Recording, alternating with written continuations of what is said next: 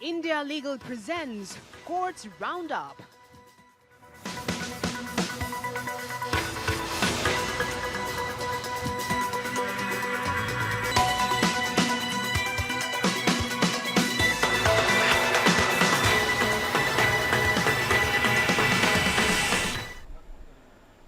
नमस्कार, स्वागत है आप सभी का। मैं हूं आपके साथ कुमार कुणाल धीरज। आप देख रहे हैं कोर्ट्स राउंड अप। इस बुलेटिन में अगले आधे घंटे तक हम आपको कोर्ट से जुड़ी तमाम छोटी बड़ी खबरों से अप टू डेट करवाएंगे। सुप्रीम कोर्ट से लेकर हाई कोर्ट और लोअर कोर्ट्स तक की खबरों को आपके सामने रखेंगे। तो आइए शुरू करते हैं courts round up. India Legal presents Courts Roundup.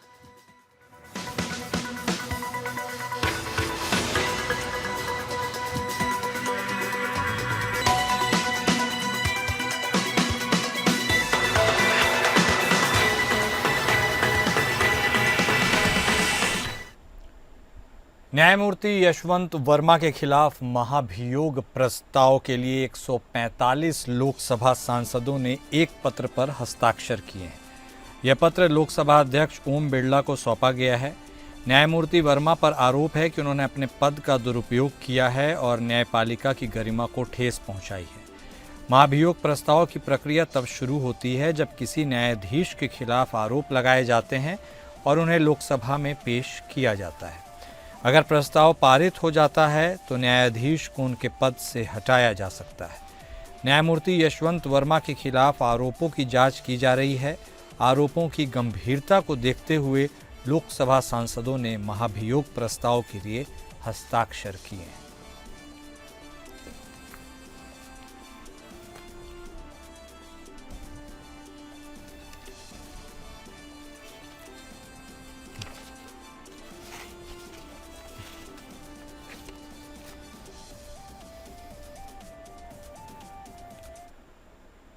Supreme court ने जम्मू कश्मीर पुलिस अधिकारी को हिरासत में प्रताड़ित करने के मामले में 50 लाख रुपए का मुआवजा देने का आदेश दिया है।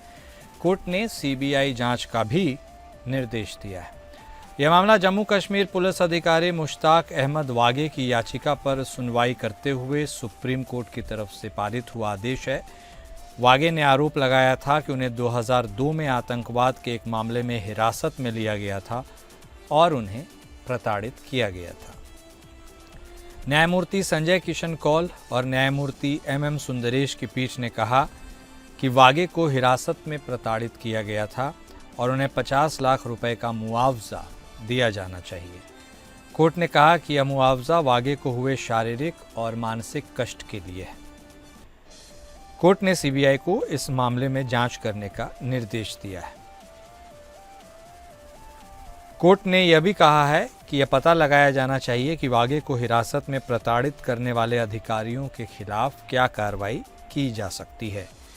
कोर्ट ने कहा कि यह मामला न केवल वागे के लिए बल्कि पूरे समाज के लिए महत्वपूर्ण है। यह मामला हिरासत में प्रताड़ना के मुद्दे पर महत्वपूर्ण है और उसके दूरगामी परिणाम हो सकते हैं।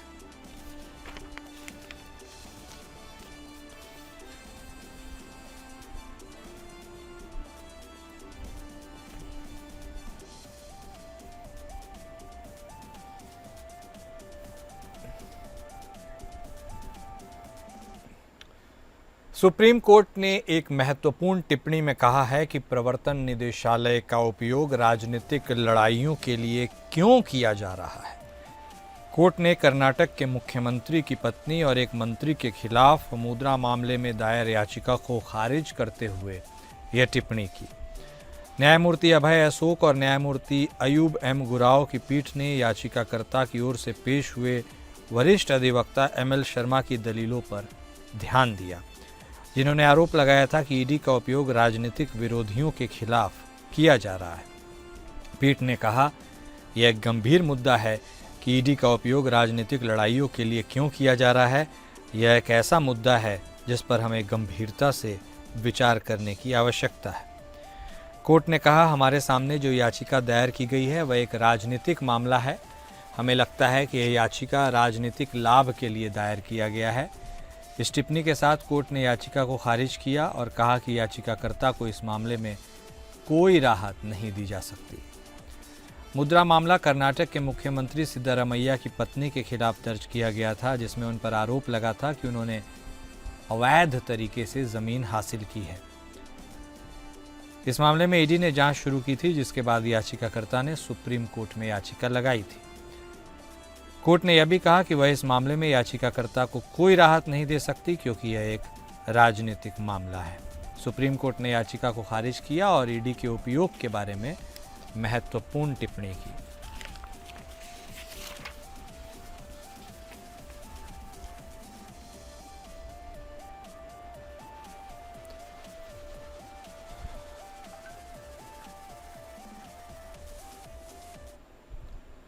सुप्रीम कोर्ट ने बायजू के खिलाफ बीसीसीआई की दिवाला याचिका वापस लेने के खिलाफ दायर याचिका को खारिज कर दिया है। कोर्ट ने कहा कि बायजू के खिलाफ कॉरपोरेट दिवाला समाधान प्रक्रिया को वापस लेने के लिए 90% लेनदारों की समिति की मंजूरी आवश्यक है। न्यायमूर्ति पारदीवाला और न्यायमूर्ति महादेवन की पीठ ने बीसीसीआई और बायजू के निदेशक रिजू रविंद्रन की अपील खारिज की। एनसीएलएटी ने अपने फैसले में कहा था कि सीआईआरपी को वापस लेने के लिए सीओसी की मंजूरी आवश्यक है। सुप्रीम कोर्ट ने अपने फैसले में कहा कि सीओसी की मंजूरी आवश्यक है, क्योंकि समझौता आवेदन सीओसी के गठन के बाद दायर किया गया था। कोर्ट ने कहा कि आईआरपी ने बीसीसीआई के निर्देश के अनुसार आवेदन दाखिल करने में देरी की, लेकिन यह देरी उचित थी, क्योंकि बीसीसीआई ने खुद आईआरपी को सुप्रीम कोर्ट के फैसले का इंतजार करने के लिए कहा था। अब बायजू के खिलाफ दिवाला प्रक्रिया को आगे बढ़ाने या न बढ़ाने का फैसला सीओसी करेगी।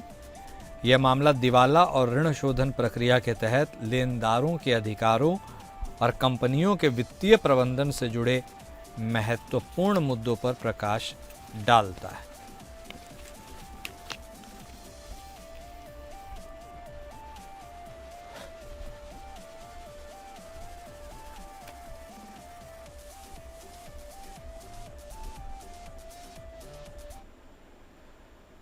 सुप्रीम कोर्ट ने तेजस्वी सूर्या और ममता बनर्जी के खिलाफ मामलों में कहा, इन लड़ाइयों को अदालत के बाहर लड़ा जाए। कोर्ट ने कर्नाटक सरकार की याचिका को खारिज किया, जिसमें बीजेपी सांसद तेजस्वी के खिलाफ एफआईआर को रद्द करने के हाईकोर्ट के फैसले को चुनौती दी गई थी। न्यायमूर्ति बीआर गवई और न्यायमूर्ति के विनोद चंद्रन की पीठ ने कहा, इन लड़ाइयों को अदालत के बाहर लड़ा जाए। राजनीतिक लड़ाइयाँ चुनावों के माध्यम से लड़ी जानी चाहिए, न कि अदालत में। कोर्ट ने कर्नाटक सरकार की याचिका को खारिज कर दिया और कहा कि हाईकोर्ट का फैसला सही था। कोर्ट ने पश्चिम बंगाल की मुख्यमंत्री ममता बनर्जी के खिलाफ भी अवमानना का मामला खारिज कर दिया, जिसमें उन्होंने सुप्रीम कोर्ट के एक फैसले पर टिप्पणी की थी। कोर्ट ने कहा कि राजनीतिक नेताओं को अदालत के फैसलों का सम्मान करना चाहिए।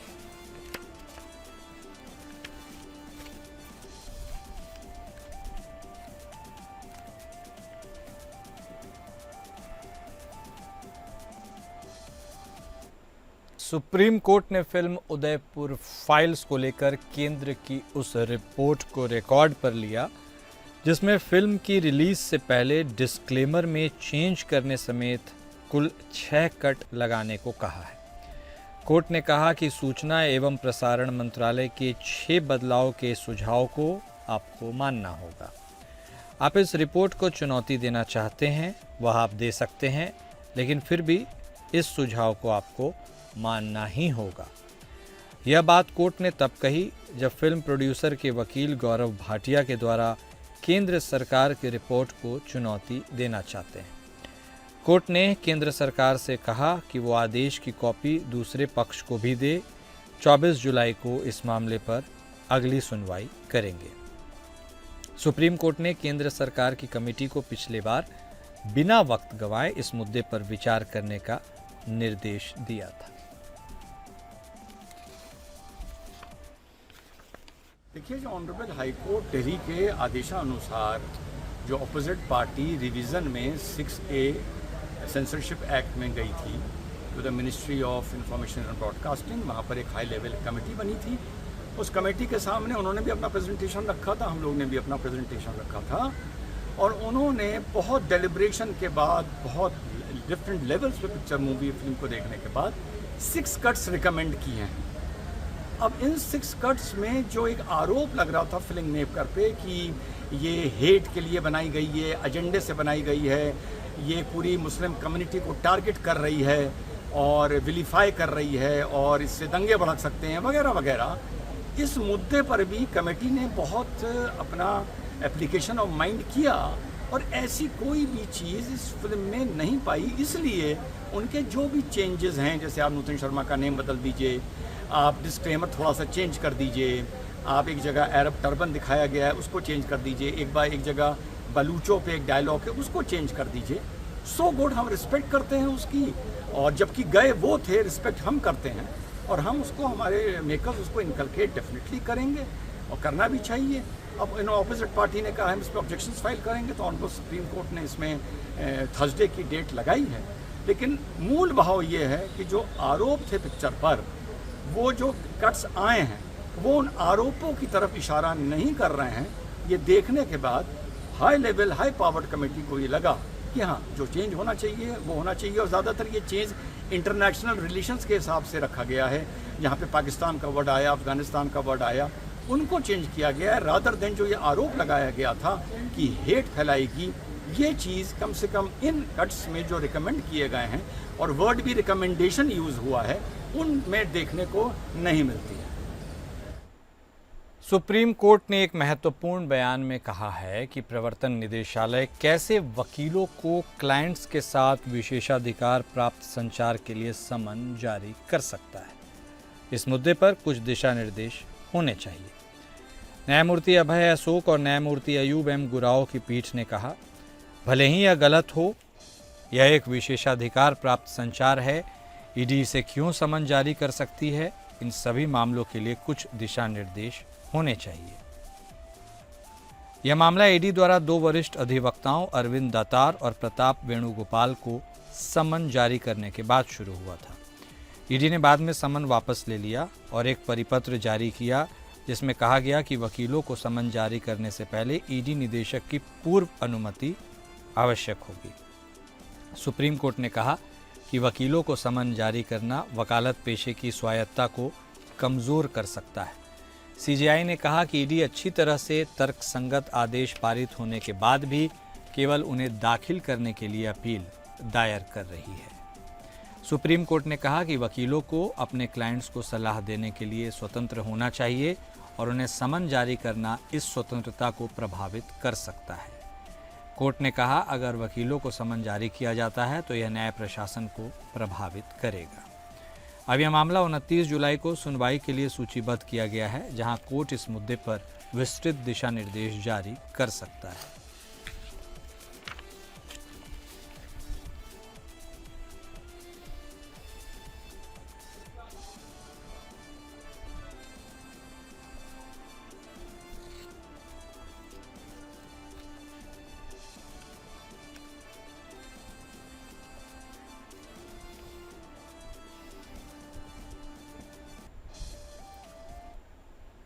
बॉम्बे हाईकोर्ट ने 2006 के मुंबई लोकल ट्रेन ब्लास्ट मामले में एक ऐतिहासिक फैसला सुनाया है। कोर्ट ने अपने फैसले में सभी 12 आरोपियों को बरी कर दिया है, जिनमें से 5 को मौत की सज़ा और 7 को आजीवन कारावास की सज़ा सुनाई गई थी। न्यायमूर्ति अनिल किलोर और न्यायमूर्ति श्याम चांडक की विशेष पीठ ने कहा कि अभियोजन पक्ष आरोपियों के खिलाफ मामला साबित करने में पूरी तरह विफल रहा और गवाहों की गवाही संदेह के घेरे में थी। न्यायालय ने लगभग सभी अभियोजन गवाहों के बयानों को अविश्वसनीय पाया।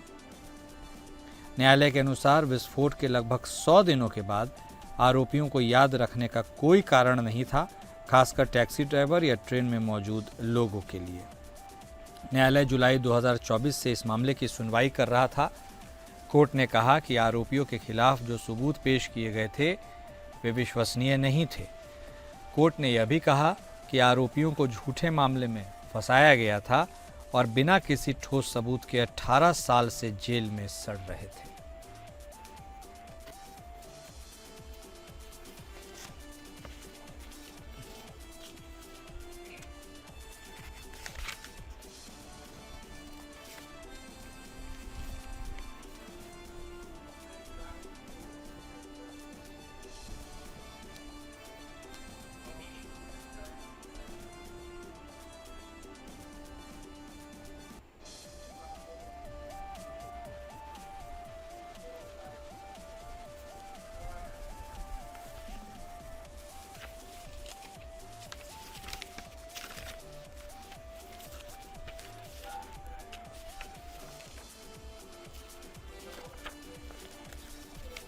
बॉम्बे हाई कोर्ट ने यह फैसला सुनाया और यह ऐतिहासिक फैसला समझा भी जा रहा है, जिसमें से सभी 12 आरोपियों को बरी कर दिया गया। गौर करने वाली बात है कि इनमें से 5 को मौत की सज़ा और 7 को आजीवन कारावास की सज़ा सुनाई गई थी। जुलाई 2024 से इस मामले की कोर्ट सुनवाई कर रहा था और ख़ास बात यह रही कि कोर्ट ने कहा कि आरोपियों के खिलाफ जो सबूत पेश किए गए थे वे विश्वसनीय नहीं थे। न्यायालय ने लगभग सभी अभियोजन गवाहों के बयानों को अविश्वसनीय पाया। न्यायालय के अनुसार विस्फोट के लगभग 100 दिनों के बाद आरोपियों को याद रखने का कोई कारण नहीं था, खासकर टैक्सी ड्राइवर्स या ट्रेन में मौजूद लोगों के लिए। कोर्ट ने यह भी कहा कि आरोपियों को झूठे मामले में फंसाया गया था और बिना किसी ठोस सबूत के 18 साल से जेल में सड़ रहे थे।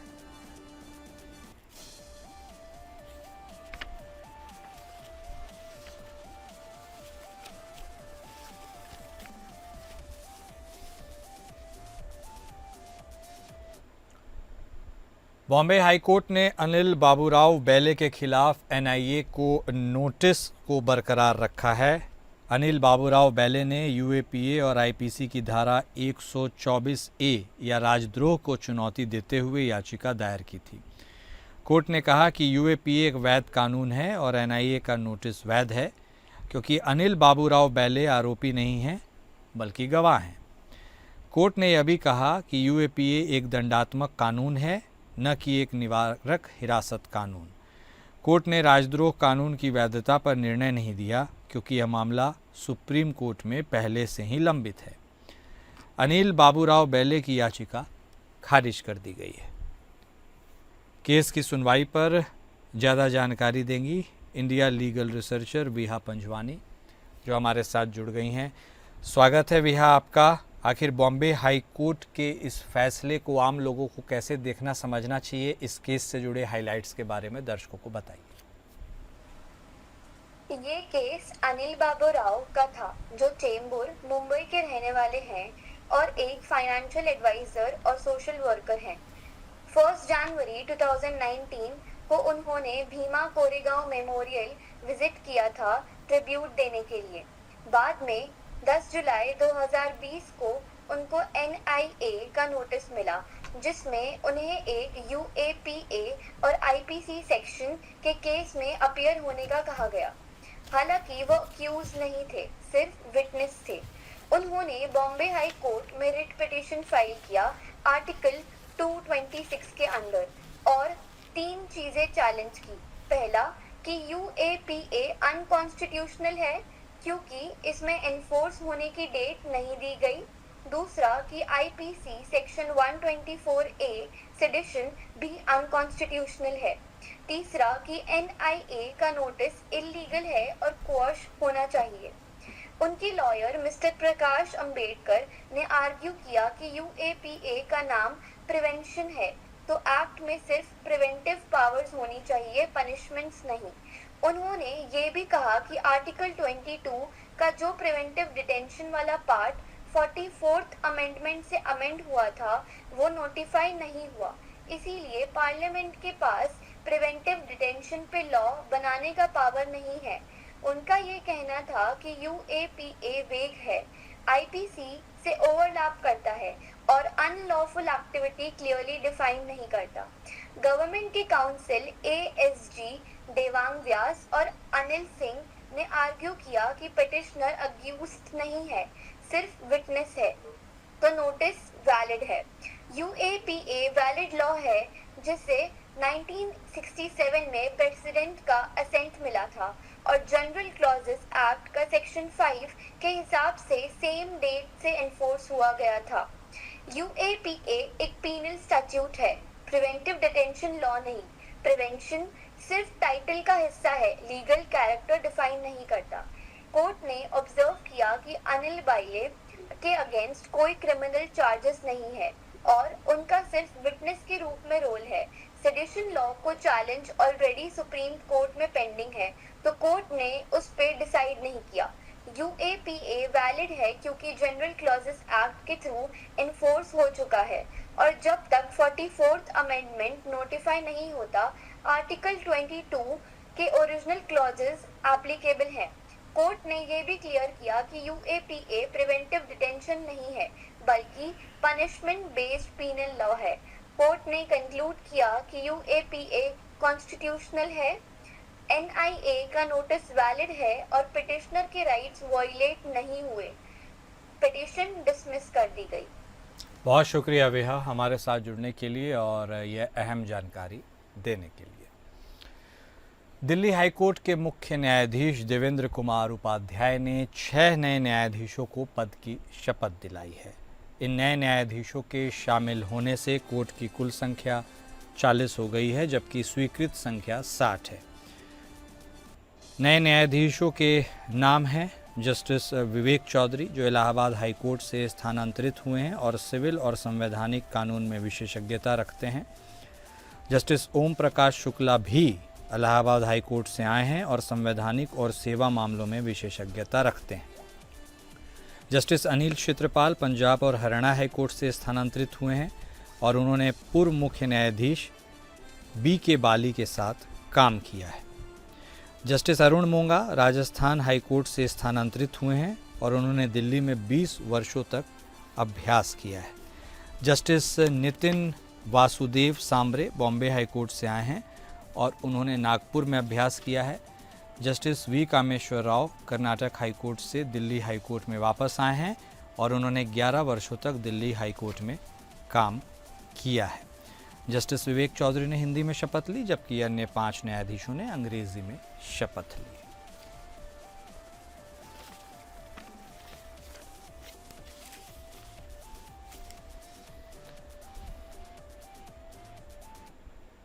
और आइए अब इंडिया लीगल वेब रिपोर्टर से समझते हैं कि राष्ट्रपति संदर्भ क्या है, इसका सहारा कब और क्यों लिया जाता है।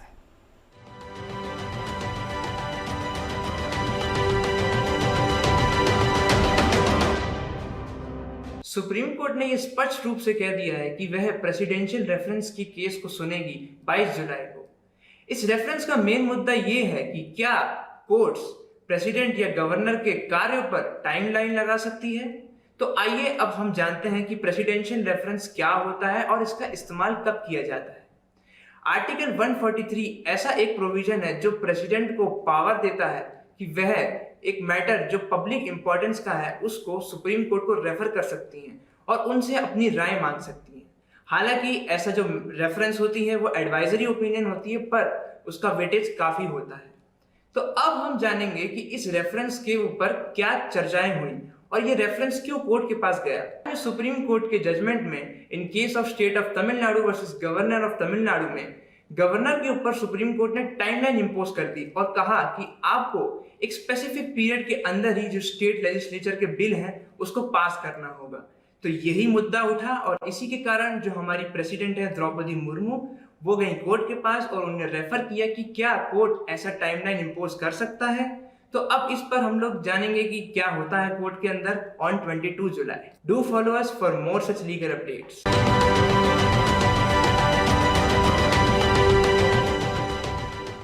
और कोर्ट्स राउंड अप में अभी के लिए बस इतना ही। नमस्कार। India Legal presents Courts Roundup.